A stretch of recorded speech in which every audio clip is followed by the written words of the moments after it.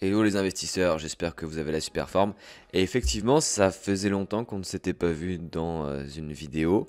La dernière remonte à octobre 2022 et j'en suis vraiment navré. Désolé d'avoir un peu disparu pendant plusieurs mois. La raison est simple, j'avais énormément de travail pendant la semaine et j'avoue que j'étais pas très bon en termes d'organisation pour faire les vidéos. Et une autre raison, c'est que euh, comme je dis souvent, en bourse, on n'a pas besoin de faire des vidéos tous les jours, toutes les semaines. Les marchés sont orientés à long terme, à la hausse. Donc pourquoi faire une vidéo toutes les 2, 3 semaines pour parler d'actualité, alors qu'on pourrait juste se concentrer sur des sujets beaucoup plus intemporels, comme l'évolution d'un portefeuille tous les 6 mois, tous les 1 an, ou des vidéos comme je peux faire sur comment faire son budget qu'on peut regarder encore dans 5, 10, 15 ans.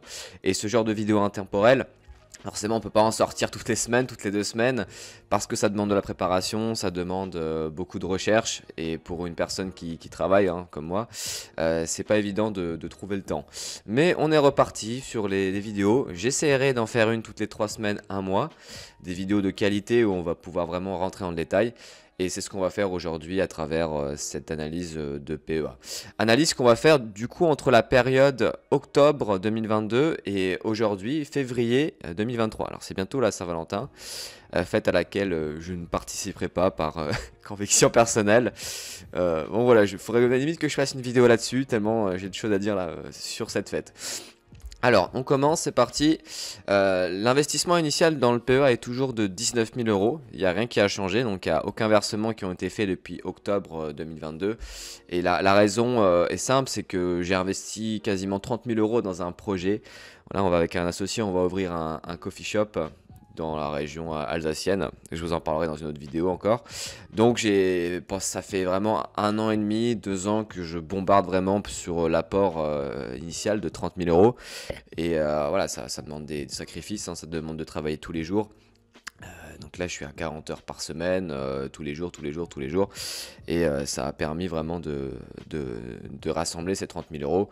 Donc là, on va faire pareil, on va continuer à charbonner, mais charbonner que en bourse et éviter de trop se disperser et investir uniquement en bourse, sachant que le coffee shop devrait tourner correctement dans 2 ans. Au niveau du PEA PME, exactement pareil, hein, il n'y a pas de versement supplémentaire.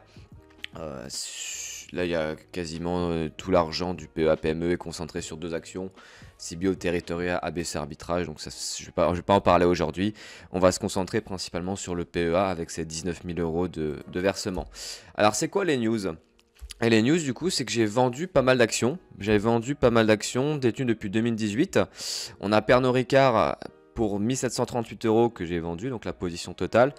Et j'en ressors avec un gain de 17%. Vinci, un gain de 40% pour une position vendue de 1700 euros. Sanofi, 2143 euros vendus pour 9% de performance. Et Euronext, 1246 euros pour 10% de performance totale depuis 2018. Et du coup, vous allez me demander, mais pourquoi est-ce que j'ai vendu? Alors, la première raison, déjà, c'est que quand on fait du stock picking, et c'est pas une erreur, mais c'est vraiment une optimisation que je voulais faire, c'était de ne pas avoir trop d'actions individuelles dans mon portefeuille. J'en avais environ 12, ce qui est beaucoup, ça fait beaucoup d'entreprises à suivre. Et il vaut mieux avoir quelques actions performantes, sachant que la performance du CAC 40 est tirée principalement par le luxe. Un tiers de la performance du CAC 40 vient de Hermès, LVMH et compagnie. Donc autant se concentrer sur les actions qui font de la performance du CAC 40 depuis 20-30 ans. Et une autre chose, c'est que ces 4 actions, à savoir Pernod, Vinci, Sanofi et Euronext, ont une performance inférieure aux indices, à l'indice S&P 500. Donc pour vous montrer vraiment cet écart de performance entre le S&P 500 et les différentes actions individuelles que j'ai vendues, eh bien rien de mieux qu'un petit graphique. Donc là vous avez, je suis sur Seeking Alpha, c'est un super site d'ailleurs, si vous voulez faire vos analyses.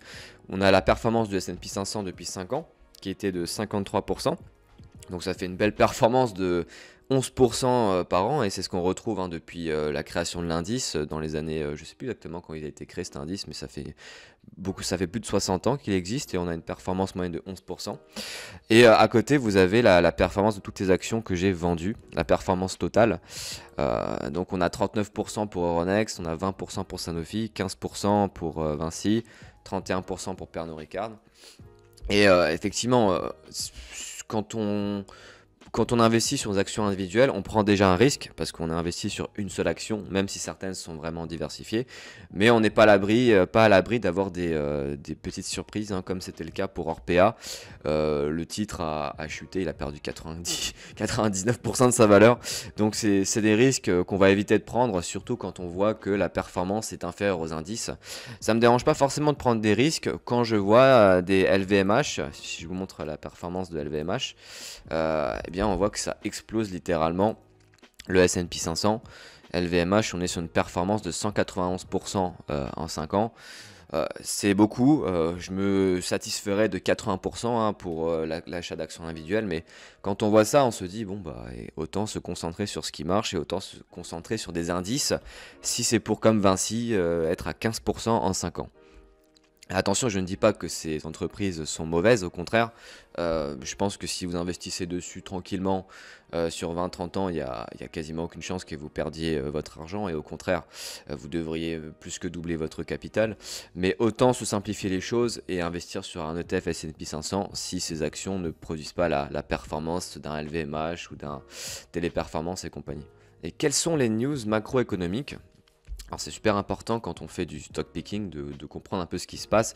Vous n'avez pas besoin de regarder les journaux financiers tous les jours, c'est pas forcément important, mais c'est important même de comprendre un peu les mécanismes qu'il y a derrière et ce qui se passe en ce moment. Et c'est vrai que en France, bien, en 2023, on a eu une énorme inflation. On a tous connu les pleins à 100 euros. C'était vraiment compliqué. Ça a vraiment amputé une bonne partie du pouvoir d'investissement. Parce que moi, je n'appelle pas ça pouvoir d'achat, j'achète rien. Donc, pouvoir d'investissement, au lieu de faire un plein à 40 euros, comme c'était le cas encore il y a 2 ans, 100 euros, donc 60 euros de plus, eh bien, ça fait 200 euros en moins investis en bourse tous les mois. Mais force est de constater que l'inflation a baissé en zone euro. On n'est plus qu'à 5%, ce qui est ok, 5% en France, avec des plus hauts enregistrés au cours de l'année à 12%. Donc on a une baisse de l'inflation, ce qui va permettre aux entreprises de produire à moindre coût et ce qui va aussi permettre aux consommateurs de dépenser plus. Donc je pense on a un beau rallye haussier qui est devant nous. Et on a une augmentation des taux directeurs qui est beaucoup moins agressif qu'il y a plusieurs mois, qu'en début 2022. La Fed et la BCE parlent d'une augmentation seulement de 0,5 points. Donc c'est ce qu'on retrouve en ce moment, hein, c'est que si vous voulez acheter votre baraque ou vous voulez investir dans un business, le taux d'intérêt, il est, enfin nous on a eu un taux d'intérêt pour le business à 3,5% contre 0,5 en 2018-2019 et compagnie. Mais voilà, on a cette hausse des taux directeurs qui fait que voilà, l'économie va se calmer, il y aura beaucoup moins d'investissements. Mais ça ne veut pas dire qu'on aura forcément des baisses dans les indices, au contraire. Donc maintenant, si on compare la performance de l'indice CAC 40, hein, parce que c'est celui qui nous intéresse dans le cas du stock picking français, en octobre 2022, on était au plus bas, on était à 5700. Et là, il y avait des belles opportunités à saisir. J'avais acheté du Téléperformance, du Nexity à ce moment-là, donc c'est ce qui permet de faire une belle performance aujourd'hui de 18-20% maintenant que les indices sont remontés. Et vous pouvez voir que c'était le moment idéal pour investir sur les ETF, sur les actions. Et si vous avez beaucoup d'argent, si vous avez plus de 2000 euros à investir, c'est intéressant d'attendre ce genre de moment qui arrive, ouais, je dirais 2 fois par an. On a une grosse baisse des indices. Et c'est intéressant, c'est important d'investir à ce moment-là et de se positionner pour avoir accès après pour profiter de l'élan haussier sur les indices. Donc maintenant, la performance du CAC 40, donc en octobre 2022, on était au plus bas, avec notamment ces problèmes d'inflation, de guerre en Ukraine, hausse des matières premières pour les entreprises et donc baisse des marges, baisse du pouvoir d'achat. Donc on était vraiment au pessimisme, à la pointe du pessimisme. Et moi, j'aime bien investir quand on est à la pointe du pessimisme. Et j'ai investi, je crois que j'avais investi 3000 euros sur Nexity et Téléperformance réunis. Petit conseil, hein, investissez vraiment dans ces moments-là. Gardez toujours un peu de liquidité sur votre compte pour profiter d'opportunités. Et ça vous permettra de gratter pas mal de points de performance. Et maintenant, en février, au moment où je tourne cette vidéo, eh bien, on est au plus haut, on est à 7100. Le CAC 40 est à 7100. Donc là en ce moment je ne fais rien, j'achète quelques indices SP500 mais pas d'actions individuelles. C'est quelque chose vraiment que j'ai compris, hein, les actions individuelles, faut pas s'amuser à les acheter quand les marchés sont au plus haut, parce que vous allez probablement surpayer de 10, 15, 20% votre action, et il vous faudra 1 an, 2 ans, 3 ans pour rattraper la performance par moment. Donc autant attendre que tout ça, que le pessimisme arrive de nouveau. Maintenant, en termes de valorisation et de composition de mon PEA, vous pouvez le voir à l'écran. La première position, c'est Total à 18%, LVMH 14%, et les deux dernières grosses positions, c'est deux ETF, donc le Nasdaq et le S&P 500. On a des belles performances aussi, hein. Là si je cite les trois plus grosses performances, LVMH à 111%, Total à 47% et Essilor Luxottica à 41%. Et c'est pour ça qu'on fait du stock picking, de l'achat d'actions individuelles. C'est pour essayer d'aller chercher au-dessus des indices, essayer vraiment de prendre des belles actions qui auront une performance à deux chiffres tous les ans et qui versent des dividendes intéressants. Donc là aujourd'hui, Total me verse un rendement sur dividende de 7%, ce qui est plutôt intéressant et ça me permet d'avoir de la liquidité pour réinvestir sur d'autres supports. LVMH a un petit rendement à 2,5%, mais un dividende qui augmente assez brutalement. On est sur des hausses de 20% par an avec le dividende de LVMH.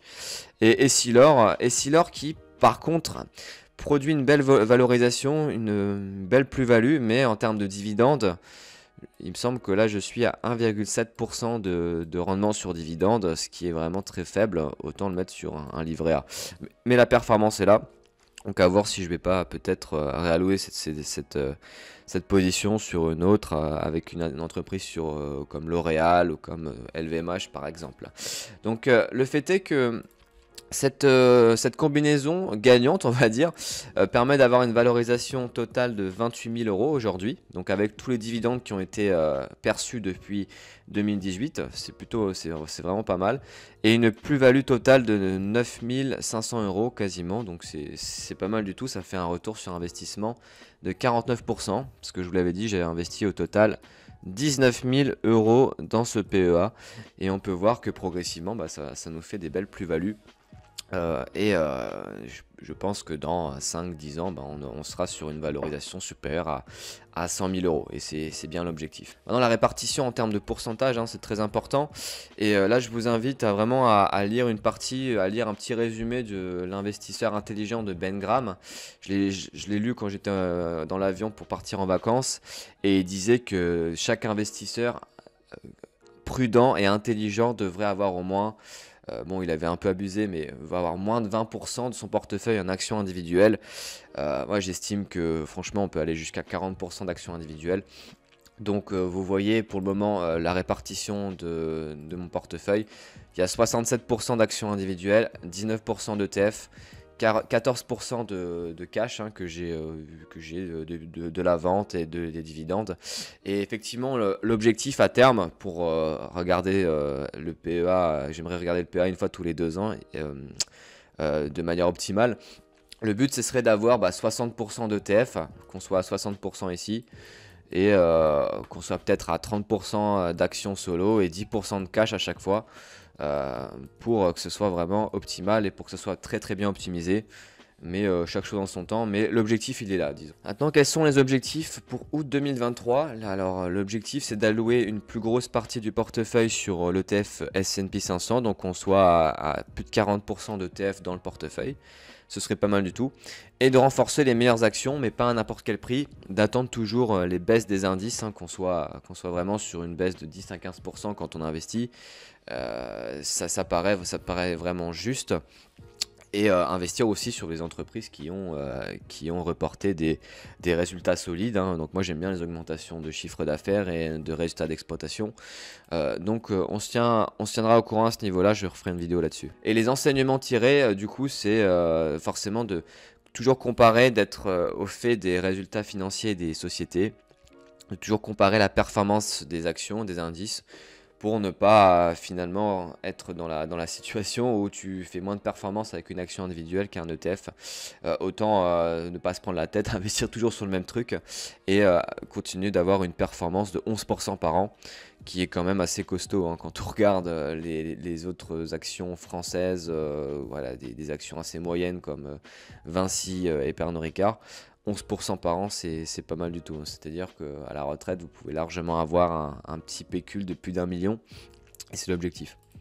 Et être plus ambitieux, comme dit, hein, c'est dans le stock picking, je vous montre après, c'est vraiment de chercher des croissances à 2 chiffres en termes de chiffre d'affaires et d'EBITDA, des résultats d'exploitation, pour avoir cette performance supérieure aux indices. Donc pour vous montrer ce que j'aime bien maintenant en termes de chiffres, parce qu'il faut toujours parler chiffres, comme dans Qui va être mon associé, eh bien on peut voir que LVMH a une croissance annualisée sur 5 ans de 12,39% et un EBITDA, une croissance de l'EBITDA de 18% par an, ce qui est vraiment énorme hein, et c'est ce qui explique les résultats exceptionnels de LVMH. Donc je vous invite vraiment à privilégier ce type de chiffres, ce type d'évolution si vous achetez des actions individuelles. Et si on est en dessous, on peut regarder par exemple le Pernod Ricard, la croissance de Pernod Ricard sur 5 ans. Là, vous pouvez voir qu'on est sur une performance moyenne sur 5 ans de 2,86%. Donc, autant mettre son argent sur un ETF hein, si c'est pour investir là-dessus. Je trouve que ça ne sert pas à grand chose, même si l'entreprise a une belle image de marque, des produits qui plaisent.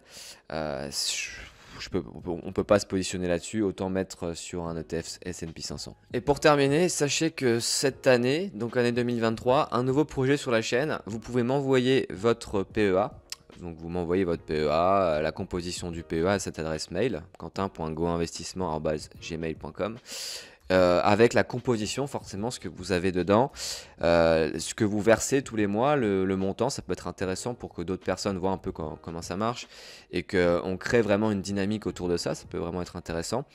Et vos problématiques, hein, si vous rencontrez des problématiques, si vous ne savez pas par où commencer. Alors ouais, je vais pas pouvoir traiter toutes les demandes, mais j'espère en faire le plus possible. On fera des vidéos assez longues, je pense, où j'analyserai plusieurs portefeuilles. Donc vous pouvez m'envoyer directement un mail avec vos problématiques et j'essaierai de faire une vidéo dessus. Sinon, n'oubliez pas le petit like, n'oubliez pas de vous abonner si la vidéo vous a plu et à très bientôt pour une prochaine vidéo. Ciao les investisseurs.